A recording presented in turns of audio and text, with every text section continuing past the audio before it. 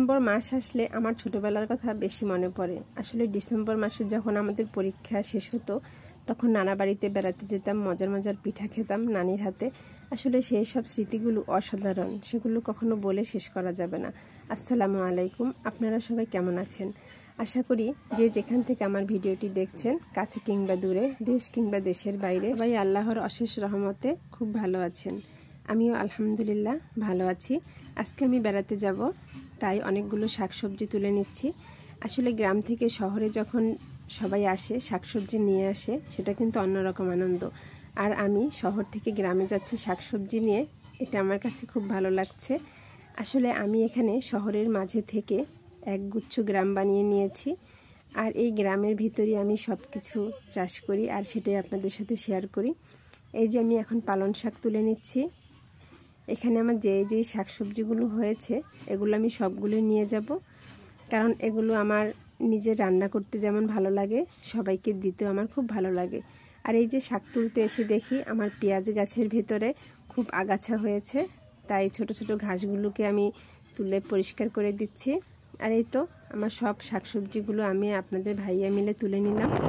আর এই যে এখন বেড়াতে যাচ্ছি।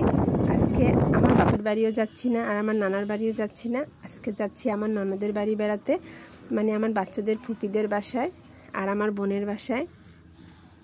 এই তো চলে এসেছি, আর এসে দেখলাম ওদের বাসায় এত সুন্দর গাঁদা ফুল ফুটেছে, মানে দেখে তো আমি পুরাই মুগ্ধ হয়ে গেলাম।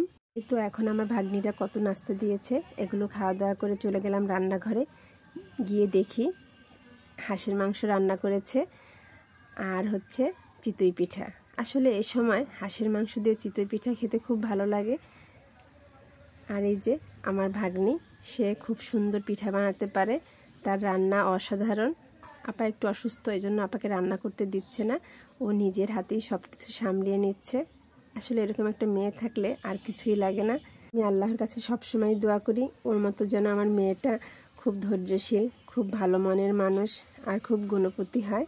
পিঠা আমরা মাংস দিয়ে খাবো, আর কিছু পিঠা ভেজানো হচ্ছে। আসলে এই পিঠাগুলো সকালবেলা খেতে খুব ভালো লাগবে, আর আমার বাচ্চাদের তো এই ভেজানো পিঠা খুবই পছন্দ। এই তো সকালবেলা পিঠাটা কত সুন্দর ফুলে একেবারে টইটুম্বুর হয়ে গেছে, আর এই পিঠাটা খেতে কিন্তু অসাধারণ লেগেছিল। আসলে শীতের সময় পিঠা খেতে কিন্তু খুব ভালো লাগে। আমার বাচ্চারা তো আপার বাসায় শুধু বেড়াতে আসতে চায়, কারণ এখানে আসলে অনেক মজার মজার পিঠা খেতে পারে, তাই। আর ওর ফুপ্পি অনেক ভালোবাসে ওদেরকে। আসার পরে যে কত পিঠা বানিয়ে খাইয়েছে ওর বোনেরা, ওর ফুপ্পি মিলে, সেটা ধীরে ধীরে আপনাদের সাথে শেয়ার করব। আজকের ভিডিওটা এই পর্যন্তই। আপনারা সবাই অনেক অনেক ভালো থাকবেন। আল্লাহ হাফেজ, আসসালামু আলাইকুম।